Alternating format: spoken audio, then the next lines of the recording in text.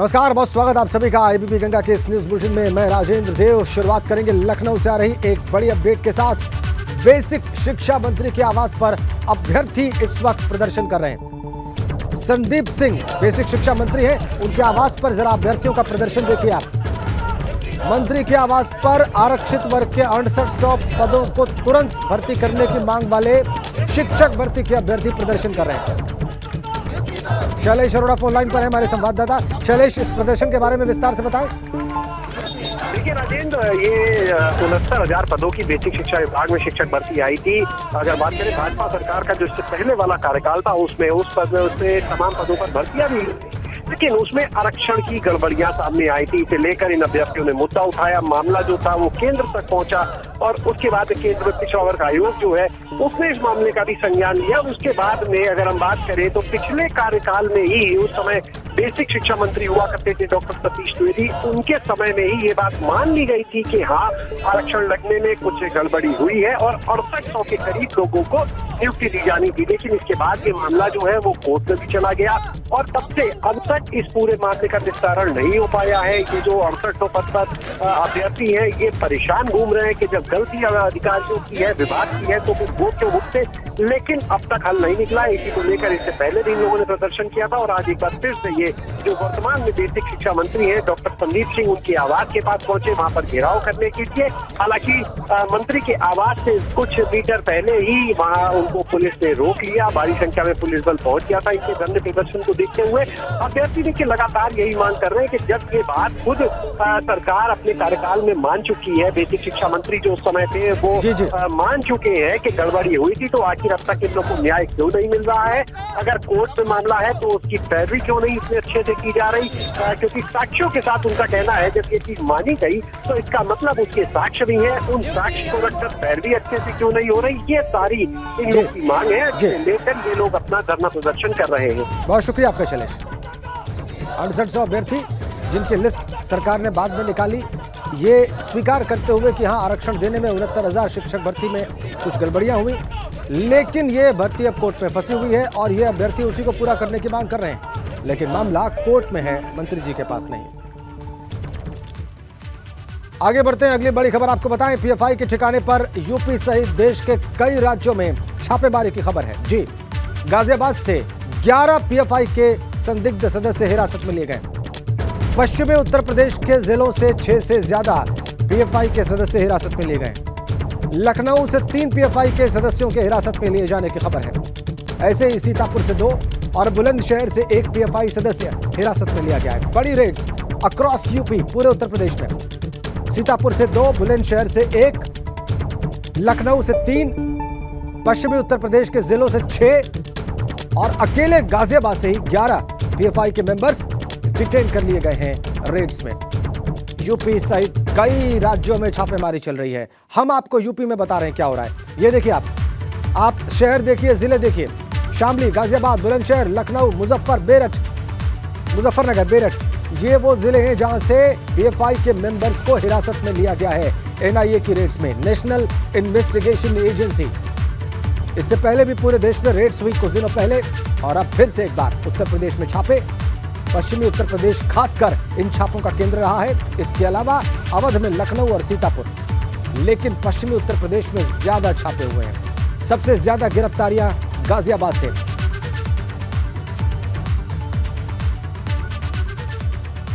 अगली बड़ी अपडेट लखनऊ से। आज की रेड का सूत्रधार है शफीक पायत। जी, शफीक पायत सूत्रधार बताया जा रहा है आज की रेड का। केरल से गिरफ्तार किया गया है शफीक पायत। उससे ईडी भी पूछताछ कर रही है। जी, ईडी भी एक्शन में है एनआईए के साथ। शफीक ने पीएफआई को खाड़ी देशों से मोटी रकम भेजी थी। कतर का रहने वाला शफीक हवाला के जरिए फंडिंग का काम करता है। हाथरस कांड के दौरान शफीक ने 21 लाख रुपए भेजे थे। विदेशों से सामान की खरीदारी के नाम पर पीएफआई को रुपया भेजता था शफीक। दोहा बैंक में अपने खाते से शफीक पायत ने रऊफ को रकम भेजी थी। बड़ी खबर। शफीक पायत से ईडी की पूछताछ। सीधा आपको विवेक के पास ले चलते हैं जो इन रेड्स पर नजर बनाए हुए हैं और भी ज्यादा जानकारियां हैं उनके पास। शफीक पायत के बारे में, ईडी की उससे पूछताछ के बारे में, उसके सूत्रधार होने के बारे में और आज की हिरासतों के बारे में जो पश्चिमी उत्तर प्रदेश से ज्यादा की गई है एनआईए के द्वारा। बताइए विवेक।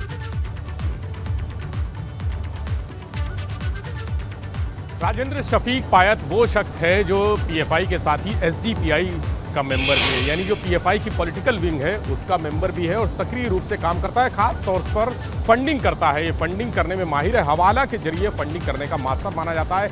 कतर में रहता है। इसको केरल के कोझिकोड से गिरफ्तार किया गया था पिछले हफ्ते और गिरफ्तार करने के बाद चूंकि फंडिंग की बात थी, ईडी ने उसको तुरंत अपनी रिमांड पर लिया है और ईडी उससे पूछताछ कर रही है। 4 अक्टूबर तक की रिमांड पर है शफीक पायत और इस समय लखनऊ का जो जोनल मुख्यालय है वहां पर शफीक पायत से मुलाकात जो ईडी के लोग हैं, अधिकारी हैं, उससे बातचीत कर रहे हैं, पूछताछ कर रहे हैं, तमाम सवाल जवाब कर रहे हैं और ये क्लियर हो गया है कि उसने अवैध रूप से जो पीएफआई के महासचिव के रऊफ शरीफ, यानी जिनको गिरफ्तार किया जा चुका है, के रऊफ शरीफ को उसके खाते में पैसा भेजा था। उसने अपने जो दोहा में उसका बैंक है, दोहा बैंक में उसका खाता है, वहाँ से रकम भेजी थी और इसके अलावा साउथ इंडियन बैंक, यानी साउथ इंडियन बैंक जो केरल में है वहाँ भी उसका खाता है, केरल में आता जाता एक्टिविटीज़ है, उसके वहाँ कई लोगों से संबंध है, जी। वहाँ से भी काफ़ी रकम रऊफ को उसके खाते में भेजी थी।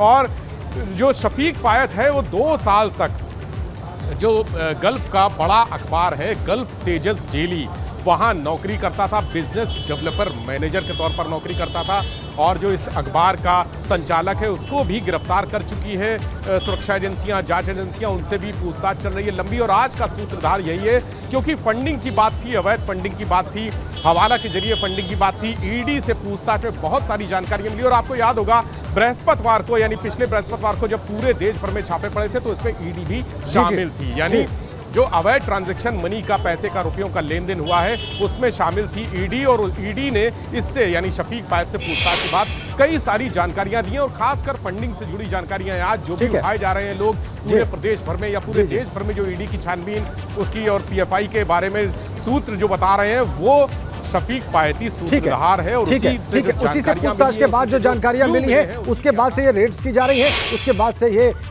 हिरासत में लिए गए हैं लोग। हमारे साथ बने रहिए विवेक।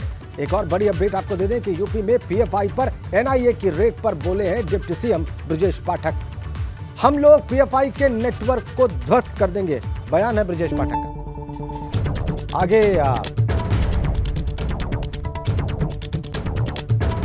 पूरे प्रदेश में निगरानी और सर्विलेंस बढ़ा दी गई है, ये भी मंत्री जी कह रहे हैं। देखिए क्या कहते हैं। पीएफआई के नेटवर्क को पूरी तरह से ध्वस्त कर किया जा रहा है, पूरी प्रदेश में सतर्कता बढ़ा दी गई है, लोग सर्विलांस में हैं। हम किसी भी स्थिति में उत्तर प्रदेश में गैरकानूनी गतिविधियों को अनुमति नहीं देंगे, हम कड़ी कार्रवाई करेंगे, उसी के तहत लगातार कार्रवाई चल रही है। देखिए, जो हम स्पष्ट रूप से, अभी ये तो जांच का विषय है, लेकिन ये बता दें कि उत्तर प्रदेश में कानून के सिवाय कुछ नहीं चलने वाला है। जो भी व्यक्ति कानून हाथ में लेगा हम कड़ी कार्रवाई करेंगे। अगली बड़ी खबर शामली से है। कैराना में पीएफआई एजेंट के ठिकानों पर एटीएस ने भी छापा मारा है। कैराना कोतवाली इलाके से 4 संदिग्धों को हिरासत में लेने की सूचना मिल रही है। शामली जिले सहित कई जगहों पर रेड्स की जा रही है। एटीएस भी एक्शन में है, एंटी टेररिज्म स्क्वाड पुलिस का भी वो भी एक्शन में। शामली में देखिए रेड्स, कैराना कोतवाली इलाके से 4 संदिग्धों को हिरासत में लेने की सूचना मिल रही है एटीएस के द्वारा। शामली जिले के साथ साथ कई जगहों पर एक साथ छापेमारी। पश्चिमी उत्तर प्रदेश एनआईए और एटीएस की छापेमारियों का बड़ा केंद्र बना है। तस्वीर हमने आपको दिखाई कि कितने जिले जहां पर रेड्स हुई हैं वो खाली पश्चिमी उत्तर प्रदेश से है। तो पश्चिमी उत्तर प्रदेश की बात हो रही है, मेरठ आपको लिए चलते हैं। हमारे संवाददाता सनुज शर्मा भी वहां से इस वक्त हमारे साथ जुड़े हुए हैं और वो वहां पर और पश्चिमी उत्तर प्रदेश के दूसरे जिलों में एनआईए और एटीएस की जो रेड्स हैं उसके बारे में हमें विस्तार से जानकारी देने वाले हैं। सनुज।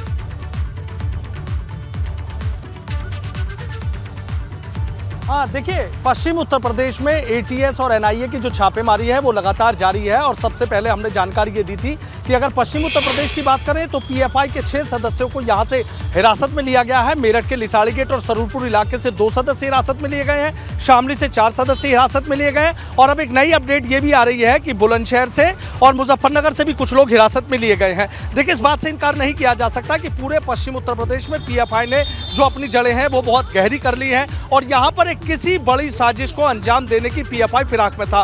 पूरी तरीके से पश्चिम उत्तर प्रदेश की अगर बात करें तो बुलंदशहर है, मेरठ है, बागपत है, शामली है, मुजफ्फरनगर है, सहारनपुर है, बिजनौर है, ये तमाम ऐसे जिले हैं कि जहां पर पीएफआई एक बहुत बड़ा सिंडिकेट, एक बहुत बड़ा नेटवर्क चला रहा था, चोरी छुपे ये नेटवर्क चल रहा था। और अभी शनिवार को ही जो एटीएस है, एटीएस ने 4 पीएफआई के सदस्यों को गिरफ्तार किया था। इनमें से 2 सदस्य शामली से, एक गाजियाबाद से और एक मुजफ्फरनगर से उसकी गिरफ्तारी हुई थी। इनकी अगर हम बात करें तो देखिए, शादाब, साजिद और शहजाद और इस्लाम, ये 4 पीएफआई के सदस्य गिरफ्तार किए गए। उसके बाद मेरठ के खरखौदा थाने में मुकदमा कायम कराया गया और इन चारों से पूछताछ में एटीएस को और एनआईए को तमाम जानकारियां मिली और उसी के बाद आज ये पश्चिम उत्तर प्रदेश में पूरी घेराबंदी करके लगातार छापेमारी की जा रही है। जिस तरीके से गाजियाबाद में 11 लोगों को हिरासत में लिया गया है, मेरठ से 2 लोगों को हिरासत में लिया गया है, शामली से 4 लोगों को हिरासत में लिया गया है, बुलंदशहर और मुजफ्फरनगर से भी कुछ लोगों को हिरासत में लेने की बात निकलकर सामने आ रही है। और एक और मैं बात बताना चाहूंगा कि 4 जो पीएफआई के सदस्य गिरफ्तार किए गए, जब इनसे पूछताछ की गई तो ये पता लगा कि पश्चिम उत्तर प्रदेश में एक बड़ी साजिश ये लोग करने जा रहे थे। सूत्रों के हवाले से जानकारी मिल रही है कि जातीय हिंसा यहाँ पर कराने की इन लोगों की साजिश थी। और मेरठ में एक जागृति विहार इलाका पड़ता है, वहाँ पर एक खाली फ्लैट था, उस खाली फ्लैट में एटीएस ने छापा मारा और जब एटीएस ने छापा मारा तो एटीएस को वहाँ से जो है भड़काऊ भाषण के कुछ पोस्टर भी वहाँ से बरामद हुए, कुछ पेन ड्राइव है, कुछ मोबाइल है, कुछ साहित्य भी वहाँ से बरामद हुए हैं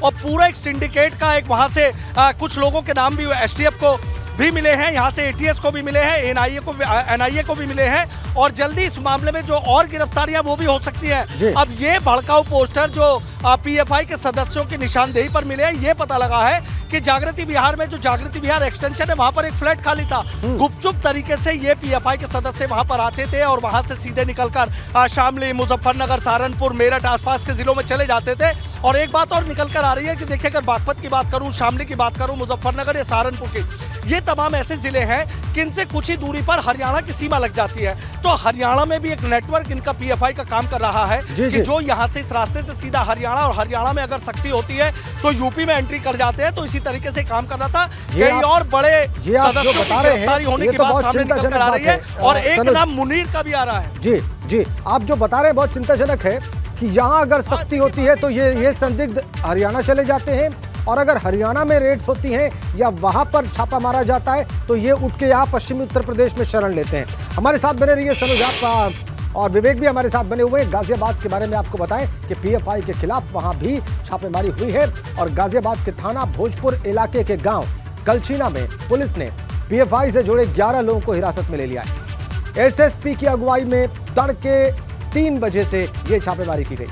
फिलहाल हिरासत में ले गए लोगों से मोदीनगर थाने में आईबी और एटीएस पूछताछ कर रहे हैं। तड़के 3 बजे सुबह ये रेड की गई और इसके बाद 11 लोग हिरासत में और उनसे आईबी और एटीएस दोनों पूछताछ कर रहे हैं। मोदीनगर थाने में आईबी और एटीएस इनसे पूछताछ कर रहे हैं हिरासत में लेकर। ये बड़ी छापेमारी गाजियाबाद में एसएसपी की अगुवाई में ये रेड की गई, पुलिस ने की। और विवेक के पास चलते हैं, लखनऊ। विवेक, अभी जो सनुज बता रहे थे और गाजियाबाद से जो रिपोर्ट्स हमारे पास हैं, पुलिस इन्वॉल्व है, एटीएस इन्वॉल्व है, ईडी ने शफीक से पूछताछ की है, पिछली रेड में भी ईडी इन्वॉल्व थी और एनआईए तो खैर है ही। एनआईए लगातार एक्शन में है चूंकि मामला टेररिज्म का है, आतंकवाद का है। विवेक का इन हिरासतों के बाद आप आगे और क्या होता देख रहे हैं आप इस संदर्भ में? देखिए, राजेंद्र शफीक पायत ने पूछताछ में एक अहम जानकारी दी है। उसने एक फाउंडेशन का नाम बताया है, रेहाब इंडिया फाउंडेशन।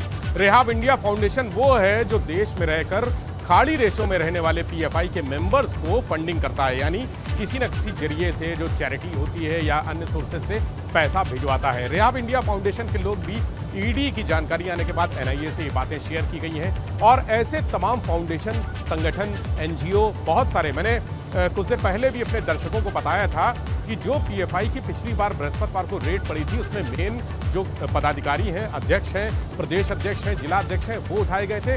उसके बाद जो कंटिन्यूअस रेड पड़ी है उसमें एसोसिएट्स उठाए गए थे। अब बारी है एसोसिएट्स के एसोसिएट्स की, यानी जो चेन बन रही है धीरे धीरे ऊपर, संगठन से चेन बन के नीचे आ रही है कि कौन कौन से उनसे जुड़े संगठन है।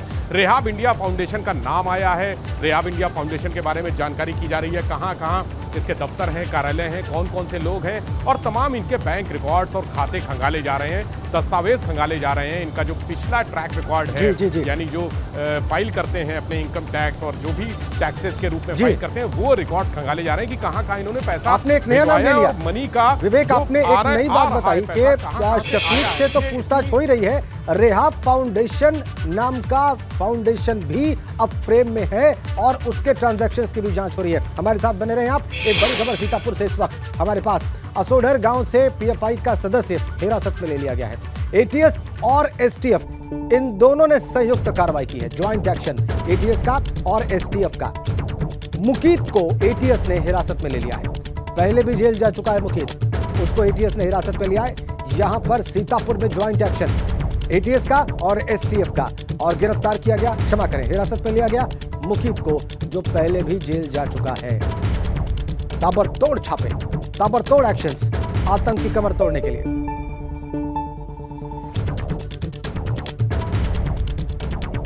तो इन तमाम रेड्स पर लगातार हमें जानकारी दी विवेक त्रिपाठी ने और सनुज शर्मा ने लखनऊ और मेरठ से। आप दोनों का बहुत बहुत धन्यवाद। नजर बना के रखें, लगातार आगे भी एक बड़ी अपडेट हमें मिल रही है। उत्तराखंड के मुख्यमंत्री पुष्कर सिंह धामी का अचानक दिल्ली दौरे का प्लान बन गया है। सीएम धामी के अचानक दिल्ली दौरे से हलचल भी बढ़ गई। विधानसभा भर्ती मामले को लेकर शीर्ष नेतृत्व को फीडबैक दे सकते हैं धामी। वित्त मंत्री प्रेमचंद्र अग्रवाल के इस्तीफे की चर्चा के बीच ये अहम दौरा। विनोद हमारे संवाददाता फोन लाइन पर है। विनोद, क्या आपको सूचना मिल रही है? देखिए बिल्कुल राजेंद्र, अभी मुख्यमंत्री पुष्कर सिंह धामी का दिल्ली जाने का कार्यक्रम बना हुआ है और 3 बजे देहरादून से वो रवाना होंगे। लेकिन इसी बीच में किस तरह से विधानसभा भर्ती मामले का इश्यू हो या फिर कैबिनेट मंत्री प्रेमचंद्र अग्रवाल के इस्तीफे की चर्चा हो, तो तमाम ये ऐसी बिंदु है जिन पर अब मुख्यमंत्री के दिल्ली जाने के कारण बिल्कुल जो सियासत है उसमें बिल्कुल एक हलचल पैदा हो गई है। और इसके अलावा वर्तमान में चल रहे विधानसभा भर्ती का मामला हो तो शीर्ष नेतृत्व को फीडबैक मुख्यमंत्री पुष्कर सिंह धामी दे सकते हैं। और एक महत्वपूर्ण बात ये भी है राजेंद्र कि कल रामनगर में अधिकारी और मंत्रियों के बीच मंथन शिविर होना था। 2025 का जो विकास की योजनाओं को लेकर रोड मैप था, उसमें बतौर वित्त मंत्री के रूप में प्रेमचंद्र अग्रवाल को भी शामिल होना था, लेकिन राज्य सरकार की ओर से उस कार्यक्रम को भी कैंसिल कर दिया गया है। और आज कोई कार्यक्रम मुख्यमंत्री का दिल्ली जाने के शेड्यूल नहीं था, लेकिन अचानक मुख्यमंत्री का दौरा अभी बना हुआ है। और जिस तरह से प्रेमचंद्र के इस्तीफे की चर्चा पूरी जोरों पर है और उसके अलावा विधानसभा में जो कार्मिकों की छुट्टी हुई है, तमाम के ऐसे कई महत्वपूर्ण बिंदु है जिसको लेकर आज मुख्यमंत्री शीर्ष नेतृत्व को फीडबैक दे सकते हैं। और उसके बाद में आखिरकार किस तरह की स्थिति होती है वो देखने वाली बात होगी। लेकिन अचानक दिल्ली जाना मुख्यमंत्री का, उसके कारण जरूर सियासत में हलचल जरूर पैदा होगी। ये बढ़ गई। बहुत धन्यवाद आपका। कल रामनगर में होने वाला मंत्री और अधिकारियों का मंथन शिविर भी रद्द हो गया है। हलचल बढ़ी हुई है अचानक प्लान बनने के बाद मुख्यमंत्री पुष्कर सिंह धामी का दिल्ली दौरे का।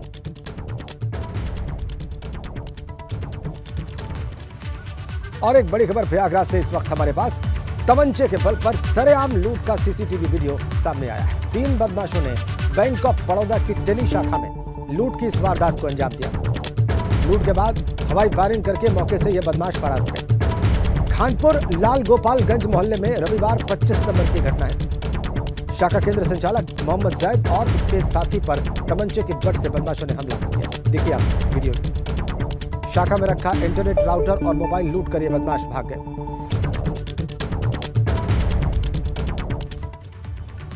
प्रयागराज से आ रही इसी खबर के साथ इस बुलेटिन में फिलहाल इतना ही, लेकिन खबरों का सिलसिला एबीपी गंगा पर आगे भी जारी है।